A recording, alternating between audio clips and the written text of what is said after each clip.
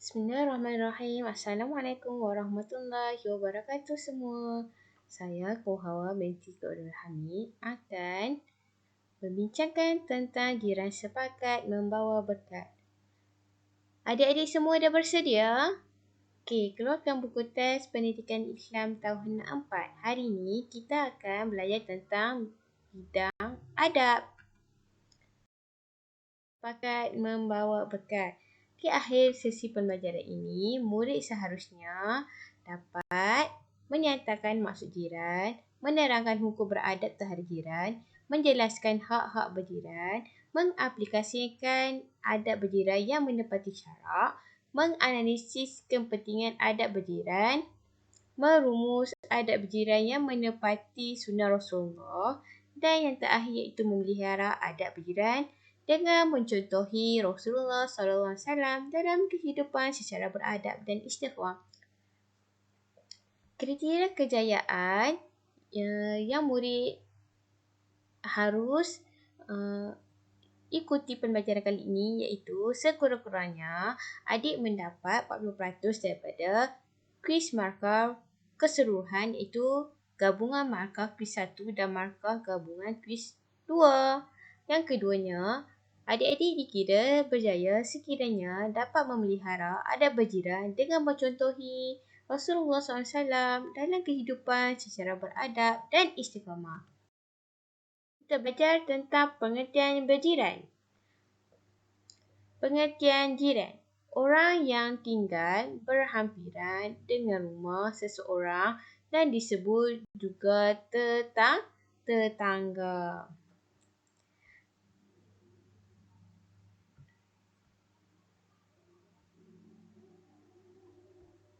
Okey, dalil an Abi Hurairah radhiyallahu anhu anna Rasulullah sallallahu alaihi wasallam qala man kana yu'minu billahi wal yawmil akhir fala yu'zi jarahu.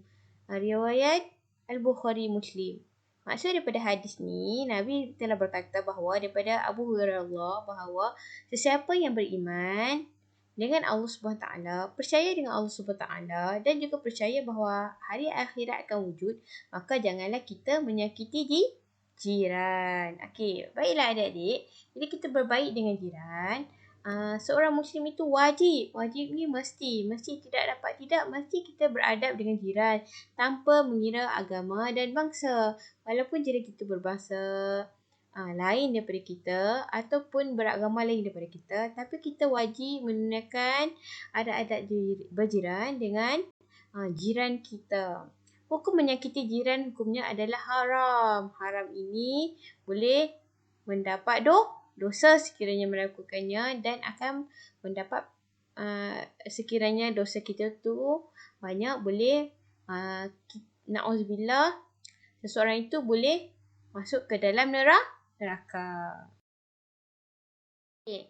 Be a good neighbor. Bagaimana kita nak menjadi good neighbor? Maksudnya bagaimana kita untuk menjadi jiran yang baik. Kita lihat yang pertama iaitu hak jiran. Dari segi perbuatan mestilah menghormati adat, budaya dan agama masing-masing. Kedua, tidak menyakiti jiran kita. Contohnya tidak meletakkan sesuatu yang menghalang jiran kita keluar daripada rumah. Yang ketiga, sekiranya jiran kita sakit, kita digalakkan untuk menziarahi jiran. Tetapi dalam keadaan COVID sekarang, sekiranya rakan jiran kita menghadapi penyakit COVID, kita perlu elakkan diri kita daripada menziarahi jiran. Yang keempat adalah memberikan pertolongan jika diperlukan. Sebagai contohnya, jiran kita memerlukan untuk pinjam tangga. Sekiranya kita ada, kita boleh berikan pinjam. Ataupun sekiranya jiran kita memerlukan untuk dihantar ke hospital, sekiranya kita ada kenderaan, bolehlah kita membantunya untuk hantar ke hospital. Melebihkan sedikit masakan dan memberikannya kepada jiran. Ini jiran adalah 40 orang yang tinggal di sekitar kita. Jadi sekiranya jiran kita Ini hadis Nabi Muhammad daripada Nabi Muhammad SAW. Sekiranya kita tidur dalam kekenyangan tetapi didapati bahawa jiran kita tidur dalam kelaparan, maka ada sabda Nabi bahawa kita boleh mendapat dosa dan sukar untuk kita masuk ke dalam syurga. Jadi melebihkan sedikit masakan sekiranya ada dan memberikan kepada jiran masakan yang bagus-baguslah, bukan masakan yang tak bagus kita bagi. Maksudnya masakan lama tapi kita nak bagi sebab apa? Kita tidak suka. Itu tidak boleh lah. Tidak mengganggu ketenteraman jiran. Bermaksud contoh pada hari raya kita selalu gembira sehingga kan pukul 2-3 pagi kita memasang radio ataupun memasang TV ataupun kita bermain api, sedangkan jiran ada orang tua yang ingin berehat, anak ada bayi yang perlu didorongkan untuk tidur. Jadi ketenteraman jiran harus dijaga bersama-sama. Saling memaafkan kesalahan dan bertolak ansur. Sekiranya ada kesalahan di antara kita, kita minta maaf ataupun jiran kita minta maaf pada kita, kita harus memaafkan kerana orang yang ahli syurga itu hatinya adalah bagaimana hak jiran dari segi percakapan. Okey, pertama sekali kita lihat memberikan nasihat sekiranya perlu. Sekiranya jiran minta kita berikan nasihat, kita berikanlah nasihat. Yang kedua, mengucapkan tahniah atas kejayaan jiran. Contohlah, jiran dapat baby baru atau jiran kita, adik dia dapat keputusan yang bagus dalam pertandingan lawan lari. Ucapkanlah tahniah. Pasti percakapan kita itu membuahkan perasaan yang tenang dan melahirkan hubungan yang baik selepas itu. Menjaga pertuturan, maksudnya tidak menyakiti jiran kita. Okey. Hak jiran dari segi emosi, berprasangka baik dengan jiran. Maksudnya sekiranya kita lihat kenapalah jiran kita ni kita dalam kesusahan, tapi sekiranya jiran kita tidak menolong, berprasangkalah baik. Mungkin jiran kita juga menghadapi musibah, jadi dia tidak dapat membantu kita. Okey, seterusnya bersimpati apabila ditimpa kemalangan. Bersimpati maksud bagaimana? Contohnya jiran kita ditimpa kemalangan. Bersimpati, ziarah dia, bawakan sedikit makanan untuk menggembirakan hatinya, ataupun jiran kita kebakaran, kita berikan sesuatu yang boleh meringankan beban supaya di akhirat kelak kebaikan itu Allah nilai dan Allah masukkan kita ke dalam yang indah itu. Okey, mencontohi kehidupan berjiran Rasulullah SAW. Bagaimana kehidupan Rasulullah pada ketika dahulu? Yang pertama itu berbuat baik dengan jiran. Bagaimana kita nak berbuat baik dengan jiran? Rasulullah sentiasa berbuat baik dengan jiran dan tidak pernah menyakiti mereka walaupun jirannya seorang Yahudi. Sebagai contohnya, Rasulullah dulu ada jirannya ada buta, nenek tua yang buta. Tapi Rasulullah sentiasa bukan berikan saja, bahkan menyuapkan makanan dengan penuh lemah lembut dan rasa kasih sayang kepada jiran tersebut. Sehingga kan, tapi jiran ni, nenek ini tidak mengetahui bahawa itu adalah Rasulullah. Sehinggalah Rasulullah meninggal. Lalu apa yang terjadi? Apa terjadi situ? Apabila Rasulullah SAW meninggal, wafat, Abu Bakar menggantikan tempat Rasulullah. Bila Abu Bakar menggantikan tempat Rasulullah, maka Abu Bakar ini telah membawa makanan dan menyuapkan kepada nenek ini. Tapi nenek ini terasa terasing, merasakan sesuatu yang pelik, kerana biasanya yang menyuapkan makanan di mulutnya adalah orang yang penuh lemah lembut. Sedangkan ketika Rasulullah hidup, nenek ini selalu menyakiti hati Rasulullah, mencerca Rasulullah, tapi Rasulullah tetap berbuat baik dan juga Rasulullah tetap menyuapkan makanan di dalam mulut nenek ini. Dan akhirnya apabila nenek ini merasakan sesuatu yang pelik, asing, janggal, Maka nenek ini bertanya, siapa kamu? Wahai pemuda, kamu bukan orang yang biasa, bukan orang yang selalu menyuapkan aku. Abu Bakar terdiam. Jadi akhirnya Abu Bakar pun menceritakan bahawa lelaki yang selalu menyuapkan makanan itu, beliau telah wafat. Terkejut nenek tersebut. Dan Abu Bakar menceritakan bahawa yang menyuapkan itu adalah Rasulullah sallallahu alaihi wasallam. Dan akhirnya inilah hikmah. Hikmah kita berbuat baik itu bukan terus kita dapat. Tapi hikmahnya ialah hikmah dakwah Rasulullah dengan penuh bijaksana, penuh lemah lembut ini menyebabkan nenek ini memeluk Islam akhirnya. Cerca Nabi, beliau mencerca Nabi, akhirnya beliau menyesal dan menjadi seorang Muslim yang sejati. Okey, bagaimana kehidupan jiran Rasulullah pula yang kedua? Peka dengan kebajikan jiran. Rasulullah ni sangat peka. Apabila masakan makanan yang Rasulullah, apabila memasak makanan, Rasulullah menggalakkan kita memberikan sedikit makanan kepada jiran. Terutama apabila berlaku kematian ataupun musibah. Musibah ni apa? Kecelakaan atau sesuatu yang tidak diingini lah. Contoh kematian. Contoh bila satu kematian, bukan orang tuan rumah yang menyediakan makanan. Sebaliknya, kalau bangsa Arab ni, Rasulullah ajak jiran-jiran tetangga ya. Sebab keluarga si mati dah sedih kan. Sedih. Bila kita kematian keluarga ni, kita akan rasa sedih. Sebab apa?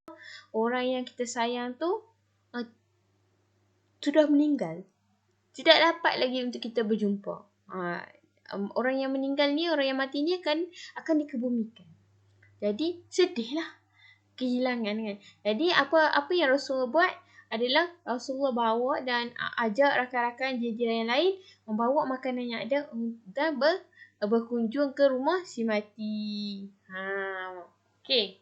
Seterusnya apa Rasulullah melarang kita membiarkan jiran berada dalam kelaparan sedangkan kita kekenyangan. Kalau zaman Rasulullah, walaupun Rasulullah hanya ada sebiji tamar, jika ada yang meminta kepada Rasulullah akan bahagikan sebiji tamar itu kepada dua. Lalu Rasulullah memberikan setengah daripadanya kepada peminta dan setengah lagi Rasulullah makan. Betapa agungnya Rasulullah. Walaupun hanya ada sebiji tamar, dia sanggup memberikan kepada jirannya. Okey, yang ketiga.